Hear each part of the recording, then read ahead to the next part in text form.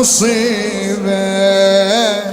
سيدي الصادق يا ابن أطهر عمايم، سيدي الصادق يا ابن أطهر عمايم، يا أمير دموعنا وشرع المآتي، يا أمير دموعنا.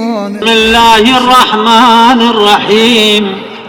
عظم الله أجورنا وأجوركم بذكرى استشهاد إمامنا جعفر الصادق عليه السلام، وجعلنا وإياكم من الطالبين بثأره بين يدي الحجة بن الحسين المهدي عجل الله فرجه الشريف.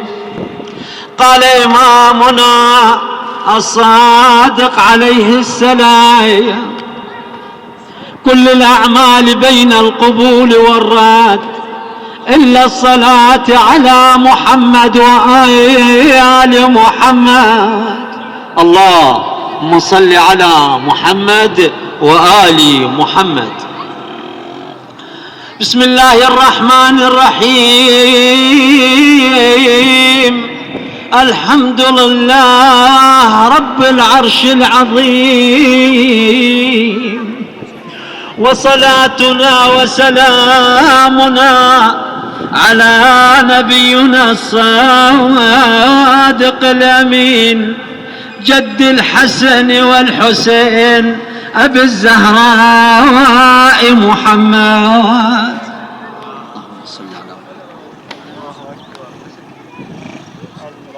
صلى الله عليك يا مولاي وابن مولاي يا أبا عبد الله.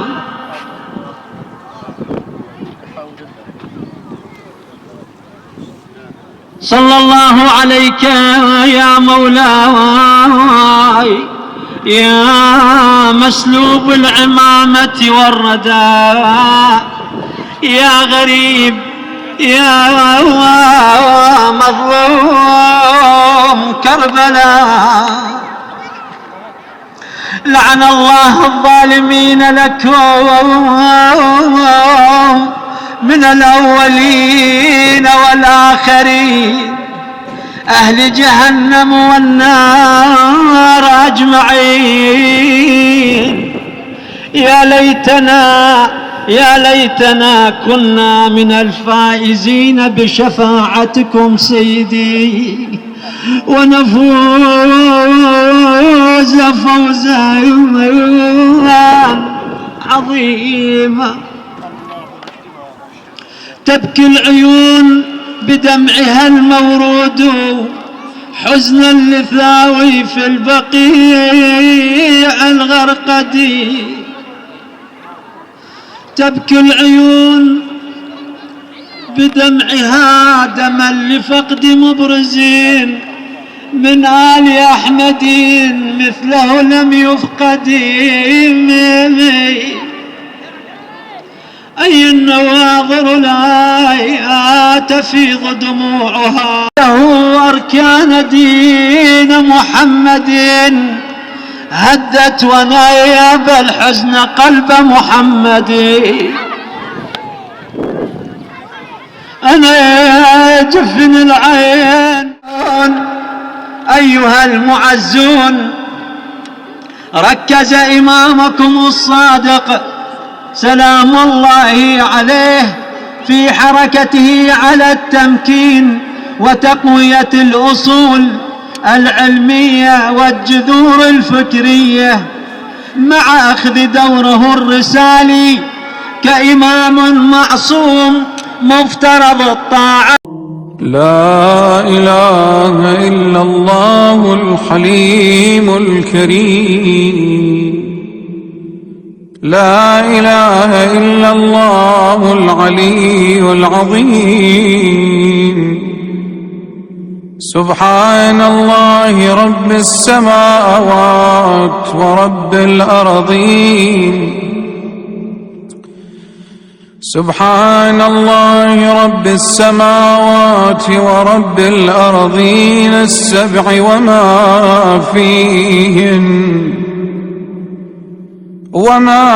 فيهن وما بينهن ورب العرش العظيم والحمد لله رب العالمين.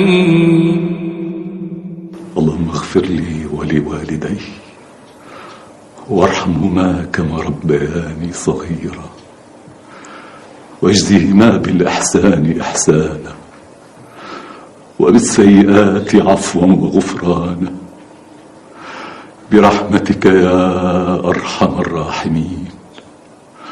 وصل اللهم على سيدنا محمد وعلى آل بيته الطيبين الطاهرين.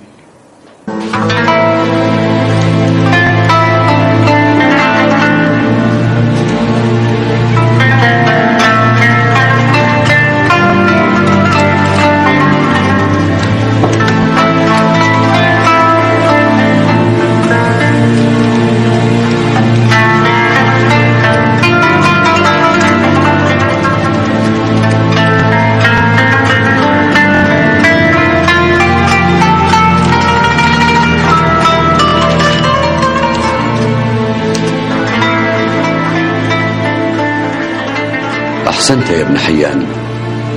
لم أرى شابا بمثل فطنتك ونباهتك وحبك للتدوين. وما أنا من دون علمك يا سيدي. لا تتواضع يا ابن حيان، فإن فيك من صفات العالم الرباني. جزاك الله خيرا يا سيدي. يا أبا عبد الله، أوصني بالله عليك. أوصيك ب9 أشياء فهي وصيتي لمريدي الطريق إلى الله تعالى، والله أسأل أن يوفقك لاستعماله. 3 منها في رياضة النفس، و3 منها في الحلم، و3 منها في العلم، فاحفظها وإياك والتهاون بها. سأفرغ قلبي لما تقول يا أبا عبد الله. أما اللواتي في الرياضة فإياك أن تأكل ما لا تشتهيه، فإنه يورث الحماقة والبله. ولا تأكل إلا عند الجوع، وإذا أكلت فكل حلالا وسم الله. واذكر حديث الرسول صلى الله عليه وآله وسلم: ما ملأ آدمي وعاء شرا من بطنه، فإن كان ولا بد فثلث لطعامه وثلث لشرابه وثلث لنفسه. هذه التي في الرياضة. أما اللواتي في الحلم فما هن؟ وأما اللواتي في الحلم فمن قال لك إن قلت 1 سمعت 10، فقل إن قلت 10 لم تسمع 1. ومن شتمك فقل له إن كنت صادقا فيما تقول فأسأل الله أن يغفر لي، وإن كنت كاذبا فيما تقول فالله أسأل أن يغفر لك. ومن وعدك بالخنا فعده بالنصيحة والرعاء. أعاننا الله على ذلك. وأما اللواتي في العلم فاسأل العلماء ما جهلت، وإياك أن تسألهم تعنتا وتجربة، وإياك أن تعمل برأيك شيئا، وخذ بالاحتياط في جميع ما تجد إليه سبيلا. ولمن اتبعني.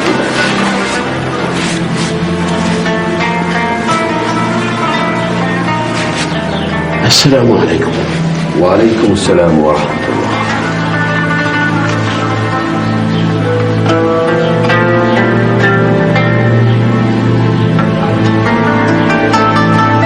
السلام عليكم. وعليكم السلام ورحمة الله.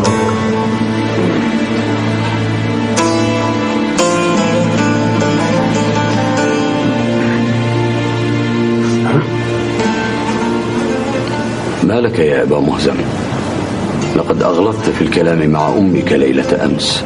جعلت فداك، والله لم يسمع أحد ما دار بيننا، فمن أخبرك؟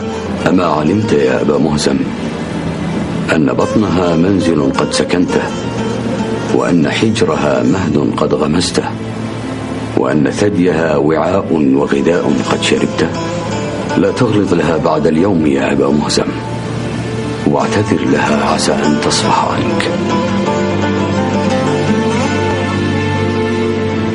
اكتب يا جابر، فإن لما تكتبه وما تفعله أثر عظيم لن يحصر بين هذه الجدران الأربعة، فاستمع لما أقوله لك واكتب. ما أكثر ما يخافه العالم والمتعلم؟ أن يفقدوا كتبهم يا سيدي. أصبت، سأعلمك صنع ورق لا يحترق حتى بالنار. كم أنا متلهف لتعلم ذلك يا سيدي. إذن اكتب.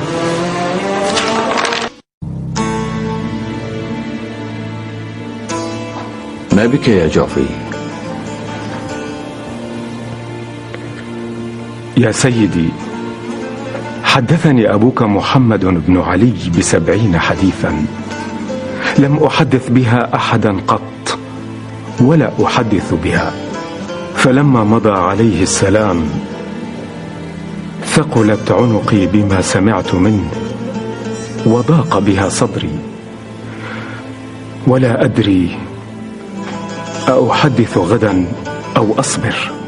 يا جابر، إن حديثنا صعب مستصعب، أمرد ذكوار، وعر أجرد، لا يحتمله والله إلا نبي مرسل أو ملك مقرب أو مؤمن ممتحن.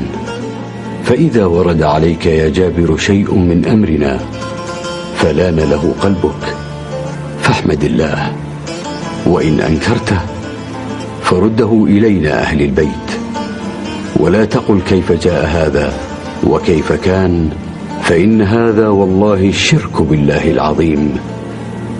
ولا أقول لك إلا كما قال جدي أمير المؤمنين لكميل بن زياد في سؤاله عن الحقيقة: يا كميل، أطفئ السراج. وهل يطلع المطلع على داره من سطحنا؟ أجل يا سيدي. ما دام يظهر على حريم جارنا فأتي بالبناء ليصلح الساتر. في الحال يا سيدي. مرهم أن لا يصعد أحد السطح حتى يصلحه البناء، فهذا حق جارنا علينا يا أبا يوسف. أعط الصغير للجارية يا معتب. سمعا وطاعة يا مولاي.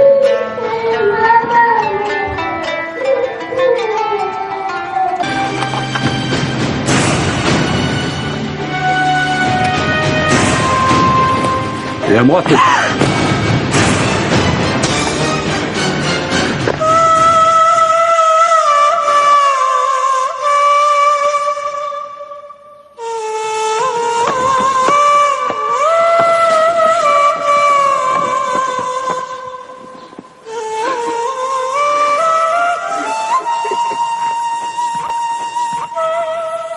إنا لله وإنا إليه راجعون. لقد مات يا سيدي، لقد مات. حسبنا الله ونعم الوكيل، لا حول ولا قوة إلا بالله العلي العظيم. لا عليك يا ابنتي، لا عليك، أنت حرة لوجه الله، أنت حرة لوجه الله.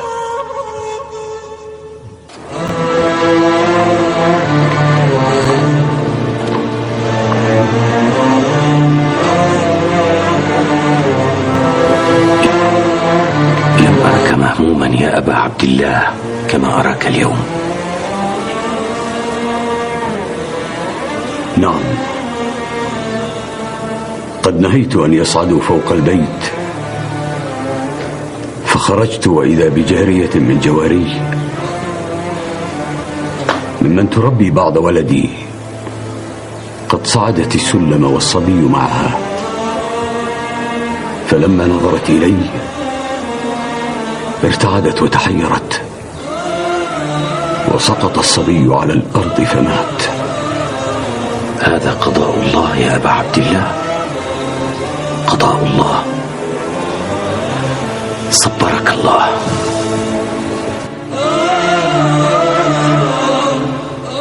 والله ما تغير لوني لموت الصبي، وإنما آذاني ما دخل الجارية من الرعب مني. قال رسول الله صلى الله عليه وآله وسلم من نظر إلى مؤمن نظرة ليخيفه بها أخافه الله يوم لا ظل إلا ظله. صدقت،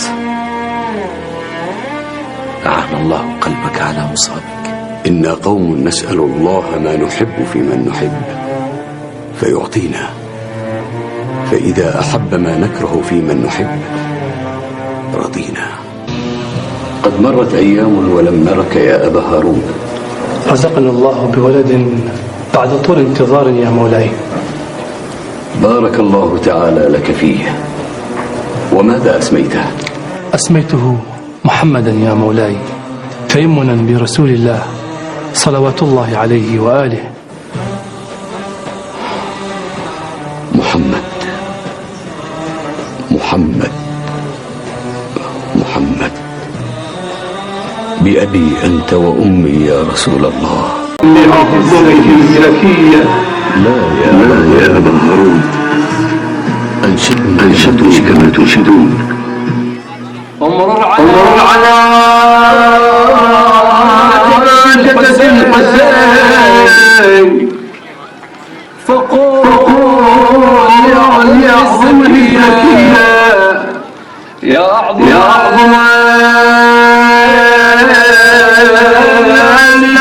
العابدين واطفاء ساكبة نووية. لا عزمتن واطفاء ساكبة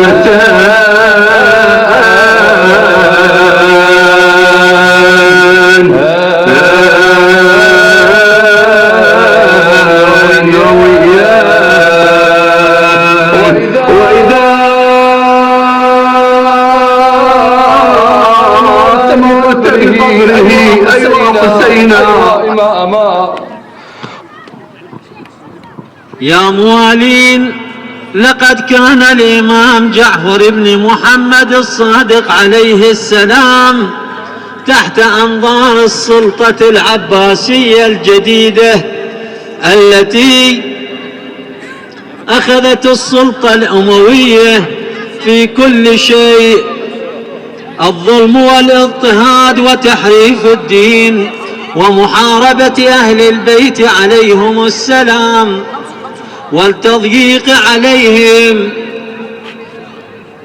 بل كانت من أوليات حكمها محاربة أهل البيت.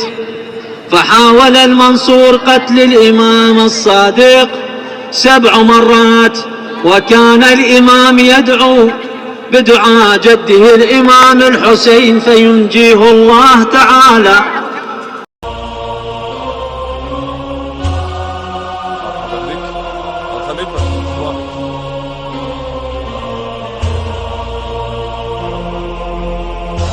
السلام على الخليفة المنصور العباسي.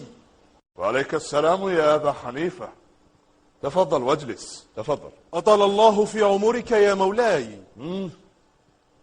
ما هي أخبارك يا أبا حنيفة؟ وهل لديك شيء جديد؟ لا جديد يا مولاي، سوى مذاهب جديدة وآراء فقهية ونزاعات مذهبية وظهور موجة إلحادية قوية لا عهد للمسلمين بها من قبل.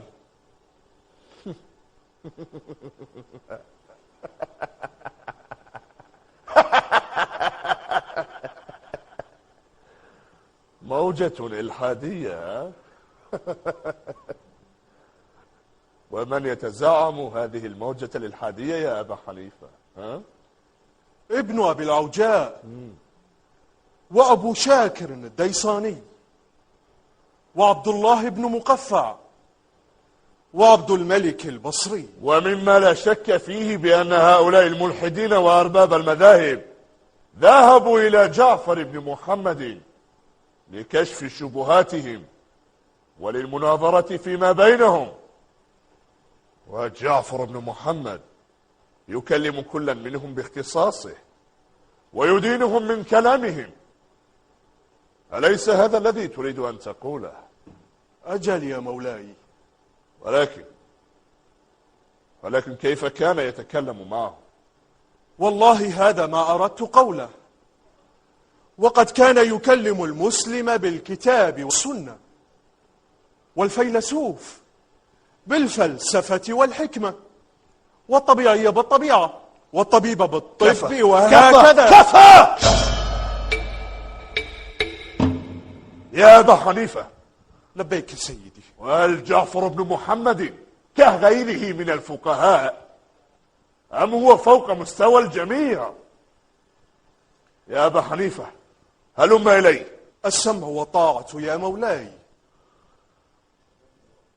إني جمعت أرباب العلم والمذاهب كي يقفوا أمامه، وأريدك أن تضع أمامه مسائل صعابة لا يقدر على أجوبتها، أو يتوقف عند مسألة واحدة فقط. يا أبا حنيفة، إن الناس قد فتنوا بجعفر بن محمد. حسنا يا مولاي، حسنا. سأوجه إليه بعضا من الأسئلة إن شاء الله. أستميحك عذرا يا عالي المقام. لقد بلغني أيها المعظم المنصور عن جعفر بن محمد أنه كان يلقي دروسه الفلسفية على بعض طلبته، وقد أشار على فلسفة التنزيه بكل تفاصيلها. وماذا كان رأيه في التنزيه؟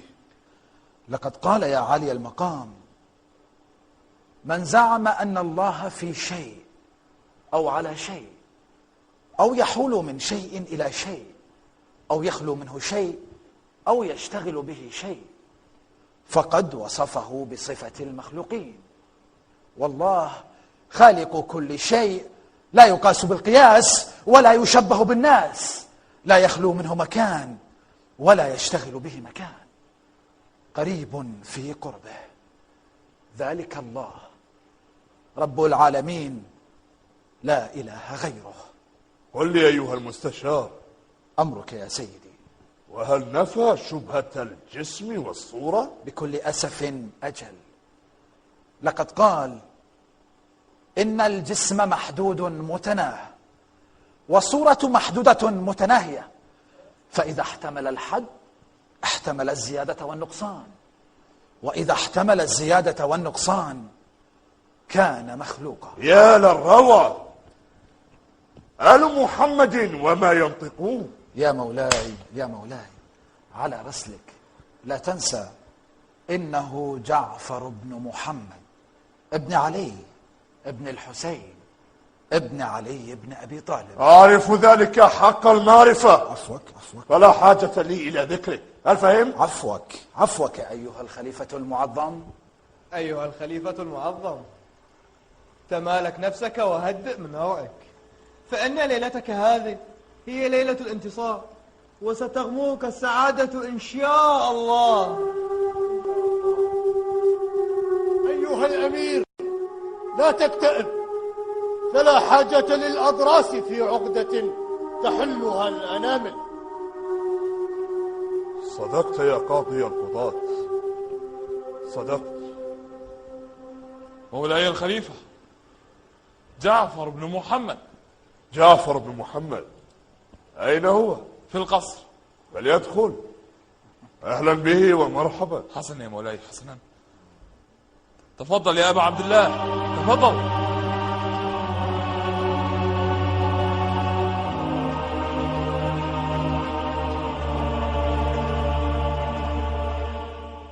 السلام على من اتبع الهدى ودين الحق.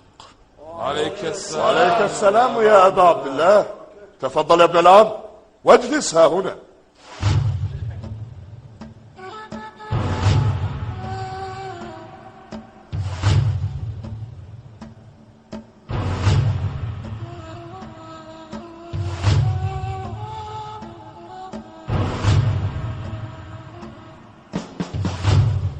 يا أبا عبد الله، هذا أبو حنيفة. نعم أعرفه. يا أبا حنيفة، ألقي على ابن عمنا شيئا من مسائل. يا أبا حنيفة، هل أنت مفتي أهل العراق؟ أجل يا أبا عبد الله، أنا مفتي العراق. وبما تفتيهم؟ أفتيهم بكتاب الله عز وجل. وإنك لعالم بكتاب الله، ناسخه ومنسوخه ومحكمه ومتشابهه. أجل، إني لعالم بذلك. إذن أخبرني عن قول الله عز وجل: وقدرنا فيها السير سيروا فيها ليالي وأياما آمنين. أي موضع هو؟ هو ما بين مكة والمدينة. ناشدتكم بالله، هل تسيرون بين مكة والمدينة ولا تأمنون على أنفسكم من القتل وعلى أموالكم من السرقة؟ اللهم نعم. ويحك يا أبا حنيفة، إن الله لا يقول إلا حقا. أخبرني عن قول الله عز وجل: ومن دخله كان آمنا. أي موضع هو؟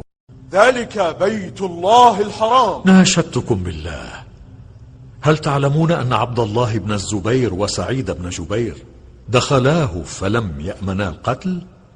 اللهم نعم. ويحك يا أبا حنيفة، إن الله لا يقول إلا حقا. ليس لي علم بكتاب الله، إنما أنا صاحب قياس. فانظر في قياس إن كنت مقيسا، أيهما أعظم عند الله، القتل أم الزنا؟ بل القتل أعظم. فكيف رضي في القتل بشاهدين ولم يرضى في الزنا إلا ب4؟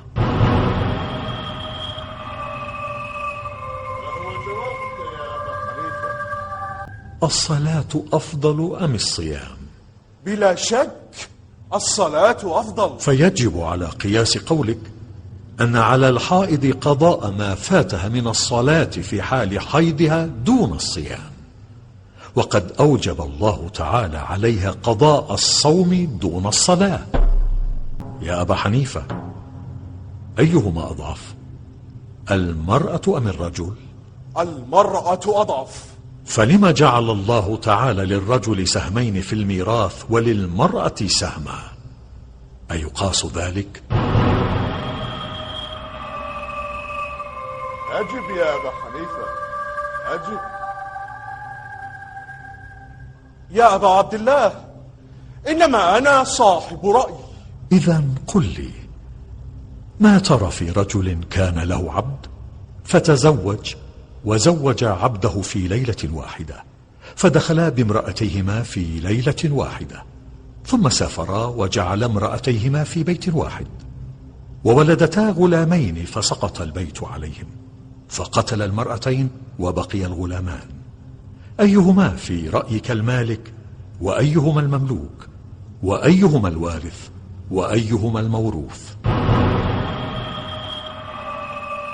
ما بالك يا أبا حنيفة؟ تكلم. يا أبا عبد الله، إنما أنا صاحب حدود. فما ترى في رجل أعمى فقأ عين صحيح، وآخر أقطع قطع يد رجل، كيف يقام عليهما الحد؟ كيف يا أبا حنيفة؟ كيف؟ إنما أنا رجل عالم بمباعث الأنبياء. فأخبرني عن قول الله عز وجل: لعله يتذكر أو يخشى، ولعل منك شك. أجل. تقول إنك صاحب حدود، ومن أنزلت عليه أولى بعلمها منك، وتقول إنك عالم بمباعث الأنبياء، ولخاتم الأنبياء أعلم بمباعثهم منك. والله لا أتكلم بالرأي والقياس في دين الله بعد هذا المجلس أبدا. ماذا؟ والله لا أتكلم بالرأي والقياس في دين الله بعد هذا المجلس أبدا.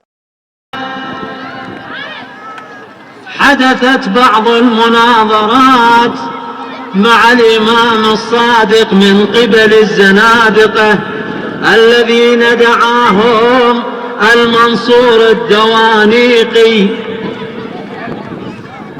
بعد ذلك أخذ للزوانيقي أن يغلط الإمام سلام الله عليه، لأن الناس افتتنوا بالإمام جعفر الصادق.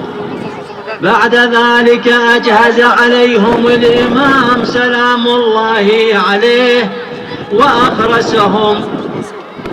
هكذا الإمام الصادق يدافع عن دين الله دفاعا مستميتا،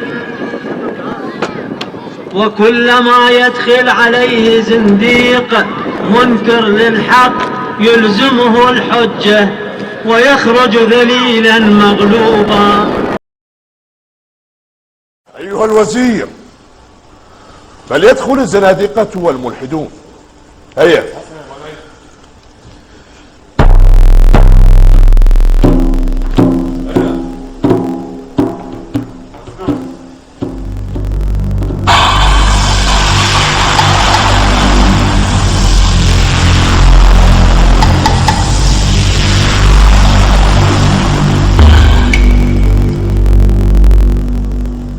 مرحبا بكم. فليلقي كل واحد منكم بمسائله.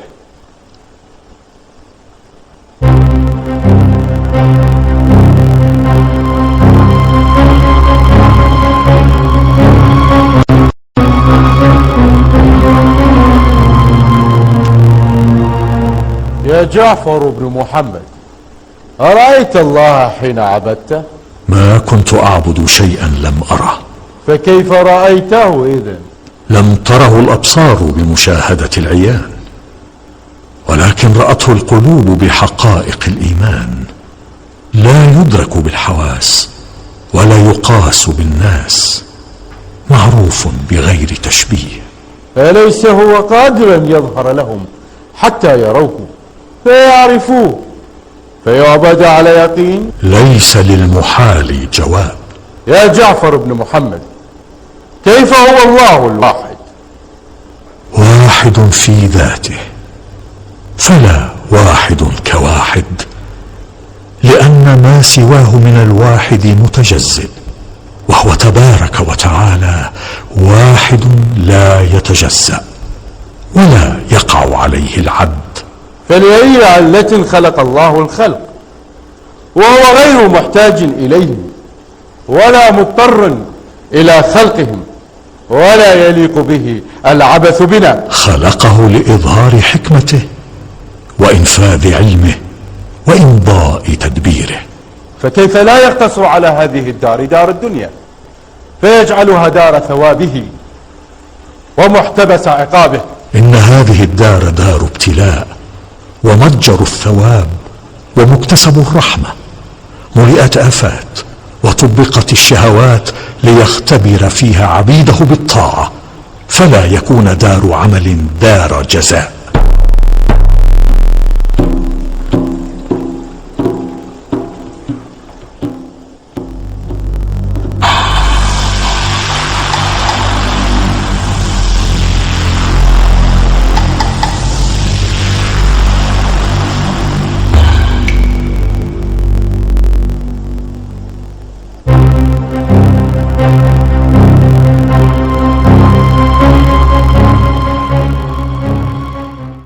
وأنت يا أمة الله، تحدثي وهات ما عندك.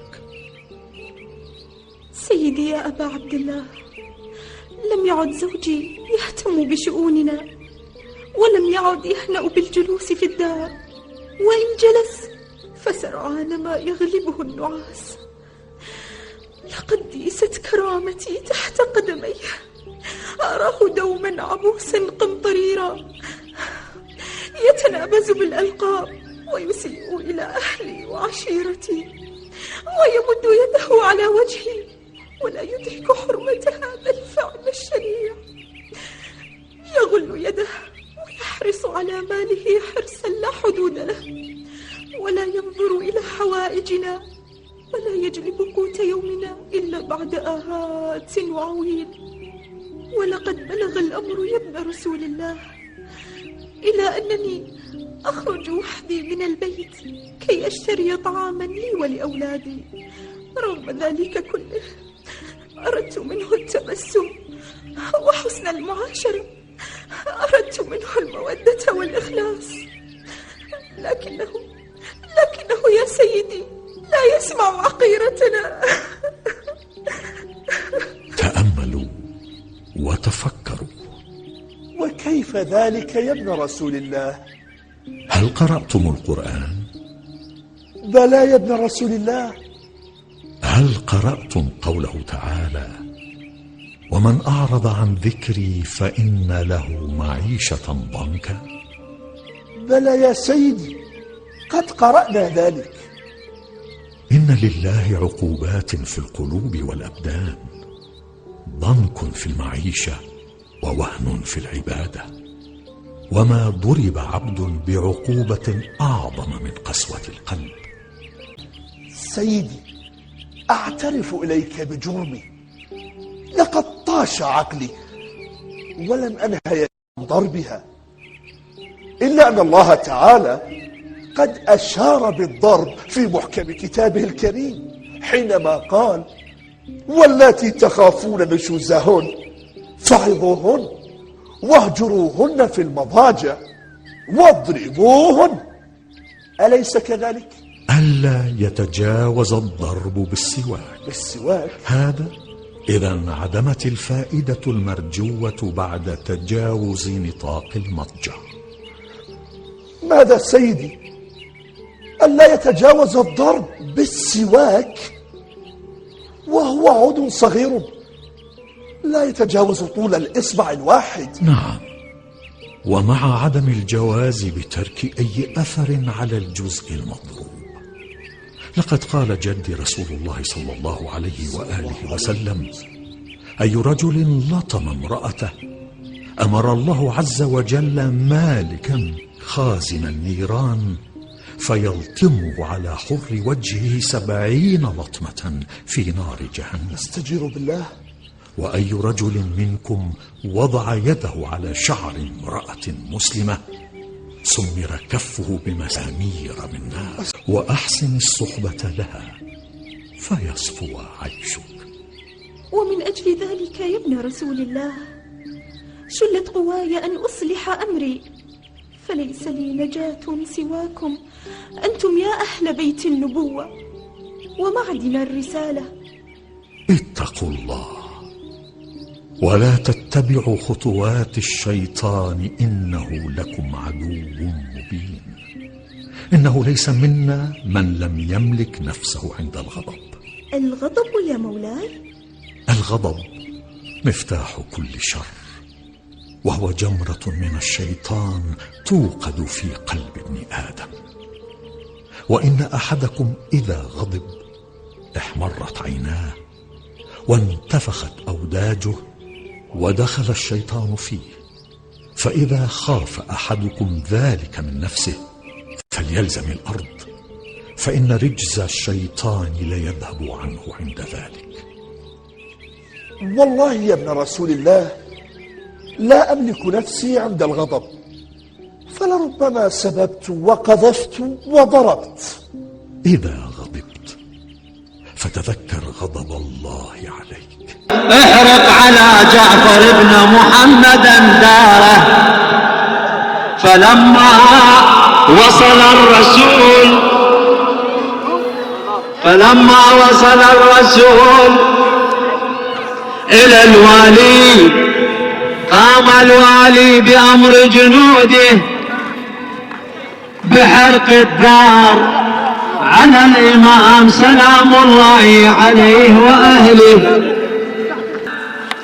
فلما رأى النار وقد دخلت على دهليز الدار قام سلام الله عليه بالتخطي في النار. يا المصيبة سيدي الصادق يا ابن أطهر عمايم، سيدي الصادق يا ابن أطهر عمايم، يا أمير دموعنا وشرع المآتي، يا أمير دموعنا وشرع المآتي. القصة المكفوف وين الدمع ساجيم، قصة المكفوف وين الدمع ساجيم.